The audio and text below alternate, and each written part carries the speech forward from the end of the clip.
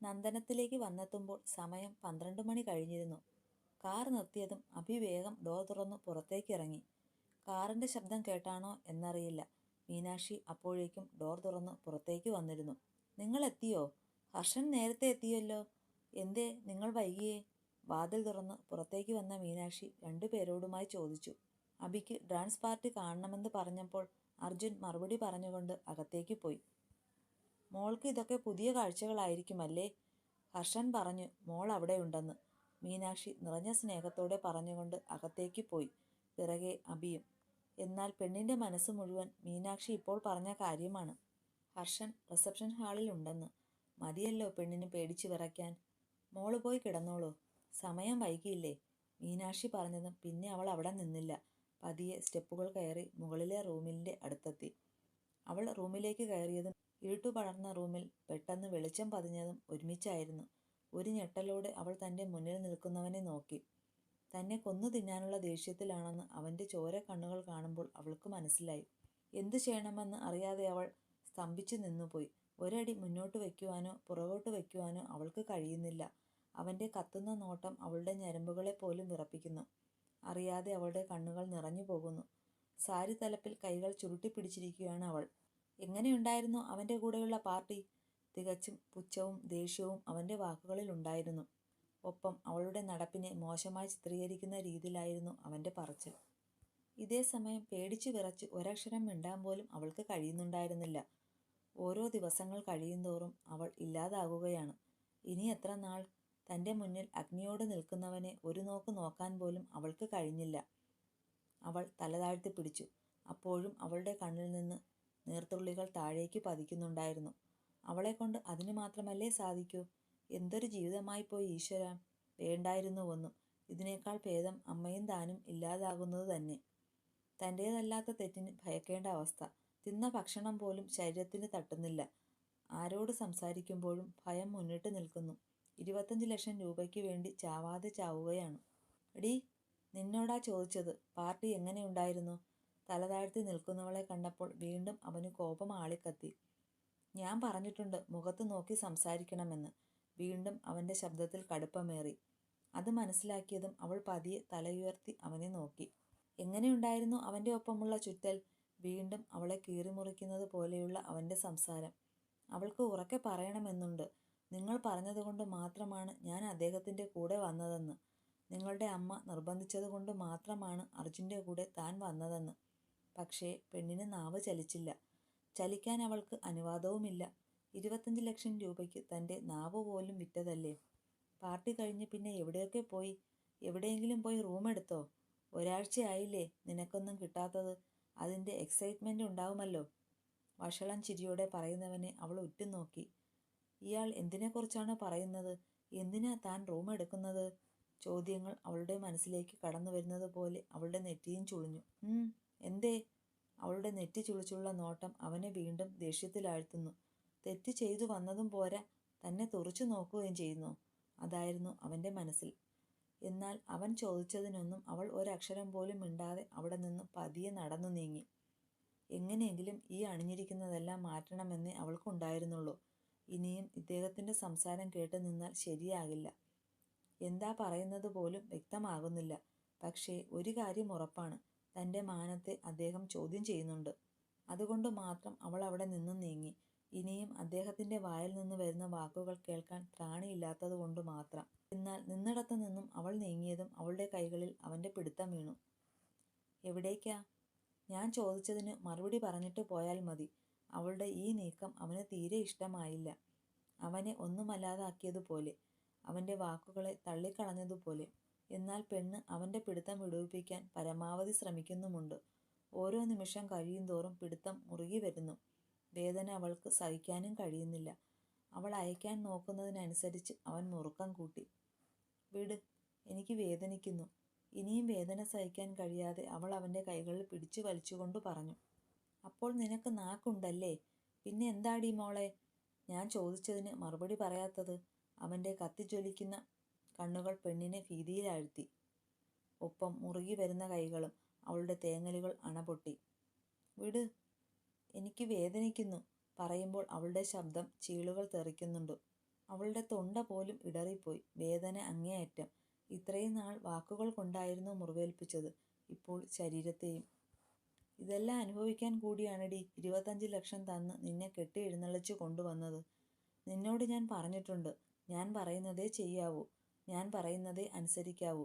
നീ എന്തിനാടി അവൻ്റെ കൂടെ പാർട്ടിക്ക് വന്നത്? വന്നതും പോരെ, അവനെ തൊട്ടുരുമി നടന്നാലേ നിനക്ക് ശരിയാകൂ അല്ലേ? റിസപ്ഷൻ ഹാളിൽ വെച്ച് അവനൊന്ന് ചോദിച്ചതിന് മറുപടി പറയാതെ നീ എന്തിനാണ് അവനെയും കൂട്ടി പോയത്? എന്തേ, അവനെയും ഭർത്താവായി നിനക്ക് വേണോ? 1 വർഷക്കാലം നീ എൻ്റെ കൂടെ ആയിരിക്കണം, ശരീരം പങ്കിടാനാണെങ്കിലും മനസ്സ് പങ്കിടാനാണെങ്കിലും.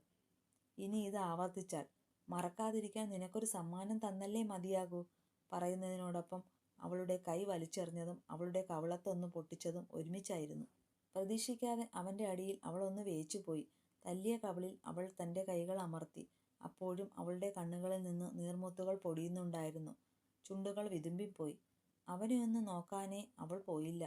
ഇനി എനിക്കിഷ്ടമില്ലാത്തത് ചെയ്താൽ ഇപ്പോൾ തന്നത് ഓർമ്മയിൽ വേണം. ചിലപ്പോൾ ഇതായിരിക്കില്ല എൻ്റെ പ്രതികരണം. 1 വർഷം കഴിഞ്ഞാൽ നീ എവിടെ പോയി കൂത്താടിയാലും എനിക്ക് പ്രശ്നമില്ലടി. അതുവരെ മാത്രം നീ എൻ്റെ കീഴിൽ വേണം. പുറത്തു നിന്നും ആരെങ്കിലും നിന്നെക്കുറിച്ച് മോശമായി ഇവിടെ വന്ന് പറഞ്ഞാൽ, അറിയാലോ എന്നെ. കത്തുന്ന കണ്ണുകളോടെ അവളുടെ അടുത്തേക്ക് നീങ്ങി കൂർപ്പിച്ചു നോക്കി പറഞ്ഞുകൊണ്ട് അവൻ റൂമിൻ്റെ ഡോറും തുറന്ന് അതേപോലെ വലിച്ചടച്ച് പുറത്തേക്ക് പോയി. അവൻ പോയി കഴിഞ്ഞതും ആർത്തിരമ്പിക്കൊണ്ട് അവൾ നിലത്തേക്ക് വീണു. അവളുടെ വേദനയും സങ്കടവുമെല്ലാം അവൾ കരഞ്ഞു തീർക്കുകയാണ്.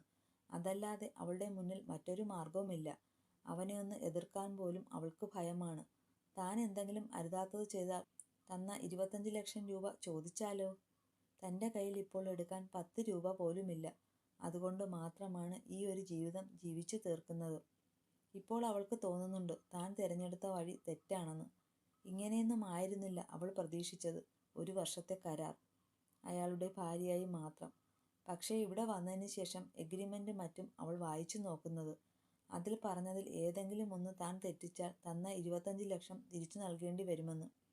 ആ ഓർമ്മകൾ കടന്നു വരുന്നത് കൊണ്ട് മാത്രമാണ് അവളെല്ലാം സഹിക്കുന്നത്. 2 ദിവസം കൂടി നിന്നിട്ട് പോയാൽ പോരെ ഏട്ടാ? തിരിച്ചു പാലക്കാട് പോകാൻ ഒരുങ്ങി നിൽക്കുകയാണ് രാജേന്ദ്രൻ. കൂടെ അർജുനുമുണ്ട്. രാവിലത്തെ ചായ കുടി കഴിഞ്ഞു നന്ദിനിയോട് യാത്രയും പറഞ്ഞ് അവർ ഇറങ്ങാൻ നിൽക്കുകയാണ്.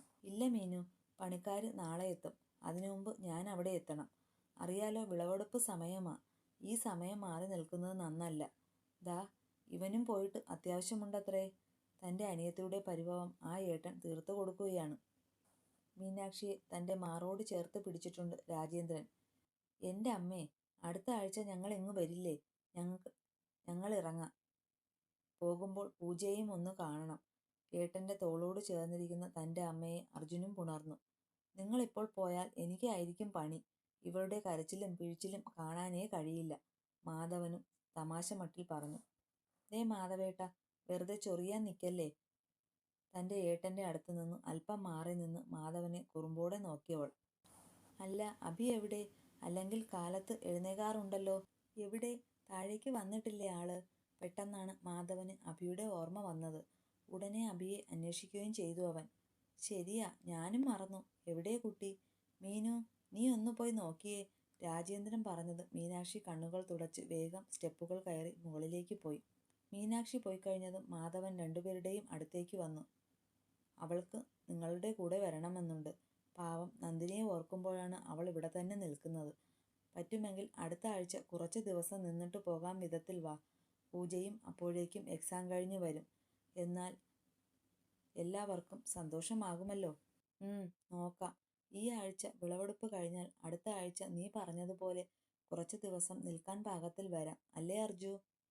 പറയുന്നതിനോടൊപ്പം രാജേന്ദ്രൻ അർജുനെ നോക്കി. നോക്കാം. പറയുന്നതിനോടൊപ്പം അവൻ മുകളിലേക്ക് നോക്കുകയും ചെയ്തു. മീനാക്ഷി റൂമിൻ്റെ മുന്നിലെത്തി. കതകിൽ ഒരുപാട് പ്രാവശ്യം മുട്ടിയെങ്കിലും കതക് തുറന്നില്ല. അഭിയെയും ഹർഷനെയും മാറി മാറി വിളിച്ചു നോക്കി. എന്നിട്ടും പ്രതികരണമൊന്നുമില്ലാത്തത് കണ്ട് പിന്നെ ഒന്നും നോക്കാതെ മീനാക്ഷി ലോക്ക് തുറന്നു. വാതിൽ തുറന്നത് മീനാക്ഷി അകത്തേക്ക് കയറി. എന്നാൽ അകത്തു കണ്ട കാഴ്ചയിൽ മീനാക്ഷി തറഞ്ഞു നിന്നു. ഒപ്പം ചുറ്റും ഹർഷനെ നോക്കുകയും ചെയ്തു. ഹർഷൻ അവിടെ ഇല്ലെന്ന് കണ്ടത് മീനാക്ഷി വേഗം നിലത്ത് കിടക്കുന്ന അഭിയുടെ അടുത്തേക്ക് വന്നു. മോളെ. നിലത്ത് കിടക്കുന്ന അവളുടെ തലയെടുത്ത് തൻ്റെ മടിയിലേക്ക് വെച്ച് മീനാക്ഷി അവളെ വിളിക്കാൻ തുടങ്ങി. മോളെ അഭി, മോളെ. എത്ര തന്നെ വിളിച്ചിട്ടും വിളി കേൾക്കാത്ത അഭിയെ കാണുമ്പോൾ മീനാക്ഷിക്ക് പേടിയായി. പിന്നെയും അഭിയെ വിളിച്ചുകൊണ്ടേയിരുന്നു മീനാക്ഷി. എന്നിട്ടും ഒരനക്കവുമില്ല. അതേ സമയമാണ് അഭിയുടെ ദേഹത്തു നിന്നും തൻ്റെ ദേഹത്തേക്ക് ചൂട് വന്ന് പതിക്കുന്നത് മീനാക്ഷി അറിഞ്ഞത്. അതുകൂടി ആയതും മീനാക്ഷി വേഗം അഭിയുടെ നെറ്റിയിൽ തൊട്ടു നോക്കി. അതേസമയം മീനാക്ഷി കൈ വലിക്കുകയും ചെയ്തു. ചുട്ടു പൊള്ളുന്നുണ്ടായിരുന്നു അഭിയെ.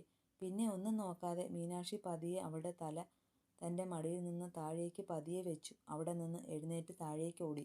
ഉയർന്ന നെഞ്ചിടിപ്പോടെ സ്റ്റെപ്പ് ഇറങ്ങി വരുന്നവളെ 3 പേരും നോക്കി കാണുകയാണ്. മീനാക്ഷിയുടെ ടെൻഷനും വെപ്രാളവും 3 പേരും ശ്രദ്ധിക്കുന്നുമുണ്ട്. ഏട്ടാ മോൾക്ക് സ്റ്റെപ്പ് ഇറങ്ങി താഴേക്ക് വന്നതും ഉയർന്നു വന്ന കിതപ്പ് മൂലം മീനാക്ഷിക്ക് കാര്യം പറയാൻ കഴിയാത്ത അവസ്ഥയായി. എന്താ മീനു, എന്തിനാ നീ ഇങ്ങനെ വെപ്രാളപ്പെടുന്നേ? മോൾക്കെന്തേ? അനിയത്തിയുടെ അവസ്ഥ മനസ്സിലാക്കി മീനാക്ഷിയെ പൊതിഞ്ഞു പിടിച്ചു രാജേന്ദ്രൻ. ഏട്ടാ അഭി, മുകളിലേക്ക് കൈ ചൂണ്ടിക്കൊണ്ട് മീനാക്ഷി പറഞ്ഞതും മാധവനും അർജുനും ഒറ്റ കുതിപ്പായിരുന്നു മുകളിലേക്ക്. എന്തെന്നാൽ അരുതാത്തതെന്തോ മീനാക്ഷി അവിടെ കണ്ടിട്ടുണ്ടെന്ന് അവർക്ക് ഉറപ്പായി. അതിൻ്റെ പരിഭ്രമമാണ് മീനാക്ഷിക്കെന്ന് മനസ്സിലായതും 2 പേരും മുകളിലേക്ക് ഓടുകയായിരുന്നു. അവർക്ക് പിറകെ രാജേന്ദ്രനും മീനാക്ഷിയുമായി സ്റ്റെപ്പുകൾ കയറി. അപ്പോഴും മീനാക്ഷി കരയുന്നുണ്ടായിരുന്നു. എന്തെന്നാൽ അഭിയുടെ അവസ്ഥ അത്രയും മോശമായിരിക്കുന്നുവെന്ന് മീനാക്ഷിക്ക് മനസ്സിലായിരുന്നു. ഒപ്പം അഭിയുടെ കവിളിൽ ഏറ്റ പാട് മീനാക്ഷി ശ്രദ്ധിക്കുകയും ചെയ്തിരുന്നു. അതിൻ്റെ വേദന മീനാക്ഷിക്ക് ഉണ്ട് താനും. ഇന്നലെ രാത്രി ഈ റൂമിൽ മറ്റെന്തൊക്കെയോ നടന്നിട്ടുണ്ടെന്ന് അഭിയുടെ അവസ്ഥ കണ്ടപ്പോൾ മനസ്സിലായിരുന്നു അവർക്ക്. അർജുനും മാധവനും ഹർഷന്റെ റൂമിലേക്ക് എത്തിയതും കാണുന്നത് നിലത്ത് കിടക്കുന്ന അഭിയെയാണ്. ഇന്നലെ റിസപ്ഷന് പോകുമ്പോൾ ഇട്ടിരുന്ന സാരി തന്നെയാണ് ഇപ്പോഴും അവളുടെ വേഷം. ഒരു നിമിഷം 2 പേരും പതറിയെങ്കിലും വേഗം അവളുടെ അടുത്തേക്ക് ചെന്നു. മാധവൻ അവളെ ഉയർത്താൻ നോക്കിയപ്പോൾ കണ്ടു കവിളിലേറ്റ 5 വിരൽപ്പാട്. അത് കണ്ടതും മാധവനും മനസ്സിലായി ഹർഷനും അഭിയും തമ്മിൽ ഇന്നലെ രാത്രി എന്തൊക്കെയോ പ്രശ്നമുണ്ടായിട്ടുണ്ടെന്ന്. അർജുനാണെങ്കിൽ ഹർഷനോട് ദേഷ്യവും തോന്നിപ്പോയി. അഭിയുടെ അവസ്ഥ അത്ര പരിതാപകരമായിരുന്നു. മോളെ എടുത്ത് ബെഡിൽ കിടത്ത്, മാധവൻ പറഞ്ഞതും ഹർഷൻ അഭിയെ കോരിയെടുത്ത് ബെഡിലേക്ക് കിടത്തി. അപ്പോഴും പെണ്ണിൻ്റെ ദേഹം ചുട്ടു പൊള്ളുന്നുണ്ടായിരുന്നു. എന്തൊക്കെയോ പിച്ചും പേയും പറയുന്നുമുണ്ട്. അപ്പോഴേക്കും രാജേന്ദ്രനും മീനാക്ഷിയും റൂമിലേക്കെത്തി. അഭിയുടെ അവസ്ഥ കണ്ടപ്പോൾ രാജേന്ദ്രനും വേദന തോന്നി. ഇങ്ങനെ കിടത്തിയാലോ, ഹോസ്പിറ്റലിൽ കൊണ്ടുപോകേണ്ടേ? അഭിയുടെ അവസ്ഥ കണ്ടു രാജേന്ദ്രൻ ചോദിച്ചു. കൊണ്ടുപോകണം അച്ഛാ, കൊണ്ടുപോകണം. അച്ഛാ, വണ്ടിയെടുക്ക്, ഞാൻ അഭിയെയും കൊണ്ടുവരാം, അർജുൻ പറഞ്ഞതും പിന്നെ ഒട്ടും താമസിക്കാതെ മാധവൻ താഴേക്ക് പോയി. പിറകെ രാജേന്ദ്രനും മീനാക്ഷിയും. അമ്മ, ഞാനും വരുന്നു അമ്മ. നിക്ക് പേടിയാകുന്നു. ബോധമില്ലായ്മയിലും തൻ്റെ അമ്മയെയാണ് അഭി അന്വേഷിക്കുന്നതെന്ന് അർജുന് മനസ്സിലാകുന്നുണ്ട്. അവൻ ഒന്നുകൂടി അവളെ ശ്രദ്ധിക്കാൻ തുടങ്ങി. നിക്ക് പേടിയാവുന്നു, നമുക്ക് പോകാം. അമ്മേ, നിക്ക് വയ്യ. വീണ്ടും വീണ്ടും അവൾ അതുതന്നെയാണ് പറയുന്നത്. അവൻ വീണ്ടും അവളെ ശ്രദ്ധിക്കാൻ തുടങ്ങിയതും താഴെ നിന്നും കാറിൻ്റെ ഹോൺ കേട്ടതും പിന്നെ ഒന്നും നോക്കാതെ അവളെ കോരിയെടുത്ത് അവൻ താഴേക്ക് വന്നു. നീ വരണ്ട, നന്ദിനി അന്വേഷിക്കും. ഇപ്പോൾ നന്ദിനി കാര്യങ്ങളൊന്നും അറിയേണ്ട. ഹർഷനെ കണ്ടിട്ട് സംസാരിക്കണം. അതിനുശേഷം എന്താണെന്ന് വെച്ചാൽ നമുക്ക് തീരുമാനിക്കാം. കാറിലേക്ക് കയറാൻ പോകുന്നുണ്ടായ മീനാക്ഷിയെ മാധവൻ തടയുകയായിരുന്നു.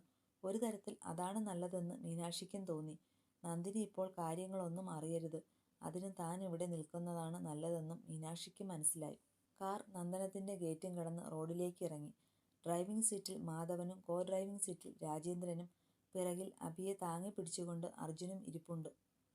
ഇപ്പോഴും അഭിയെ ചുട്ടുപൊള്ളുന്നുണ്ട്. പനിയുടെ അളവ് കൂടുന്നത് പോലെ. അവളുടെ ചുണ്ടുകൾ പോലും മരവിച്ചിട്ടുണ്ട്. കവിളിൽ നീലിച്ച പാടും. കുറച്ചു മണിക്കൂറുകൾ കൊണ്ട് പെണ്ണ് ആകെ അവശയായിരിക്കുന്നു. കാഷ്വാലിറ്റിയിൽ നിന്നും അഭിയെ നേരെ കൊണ്ടുപോയത് ICUവിലേക്കാണ്. എന്തെന്നാൽ അവളുടെ പനിയുടെ അളവ് അത്രയും കൂടുതലാണ്. സാധാരണ മരുന്നുകൾ കൊണ്ട് ഒന്നും അത് പ്രതിരോധിക്കാൻ കഴിയില്ല. എന്തെന്നാൽ അത്രയും മോശമായിരിക്കുന്നു അവളുടെ അവസ്ഥ. സമയം കഴിയുന്തോറും ശരീരവും മരവിക്കുന്നു. ICUവിന് പുറത്ത് 3 പേരും ഇരിപ്പുണ്ട്. അഭിയുടെ ഇപ്പോഴത്തെ അവസ്ഥയ്ക്ക് കാരണം ഹർഷനാണെന്ന് 3 പേർക്കും അറിയാം. അവനെ ഒരുപാട് തവണ ട്രൈ ചെയ്യുന്നുണ്ടെങ്കിലും ഫോൺ അറ്റൻഡ് ചെയ്യുന്നില്ല. ഇപ്പോഴും മാധവൻ അവനെ വിളിച്ചുകൊണ്ടിരിക്കുകയാണ്. റിംഗ് പോകുന്നുണ്ടല്ലാതെ വേറൊരു പ്രതികരണവുമില്ല. അതേസമയമാണ് ICU ഡോർ തുറന്ന് ഡോക്ടർ പുറത്തേക്ക് വന്നത്. ഡോക്ടറെ കണ്ടതും 3 പേരും ഇരുന്നിടത്ത് നിന്നും എഴുന്നേറ്റ് ഡോക്ടറുടെ അടുത്തേക്ക് വന്നു. കുറച്ചുകൂടി കഴിഞ്ഞിരുന്നെങ്കിൽ ബോഡി കൊണ്ടുവരാമായിരുന്നു. ഡോക്ടറുടെ വാക്കുകളിൽ അമർഷമുണ്ട്. എന്തെന്നാൽ അഭിയുടെ അവസ്ഥ അത്രയും മോശമാണ്. ഇനി ഹർഷനോടുള്ള 3 പേരുടെയും പ്രതികരണം എന്തായിരിക്കും? അഭിയും ഹർഷനും തമ്മിലുള്ള നാടകം അവർക്ക് മനസ്സിലാകില്ലേ? അറിയാനായി അടുത്ത ഭാഗത്തിനായി നമുക്ക് കാത്തിരിക്കാം.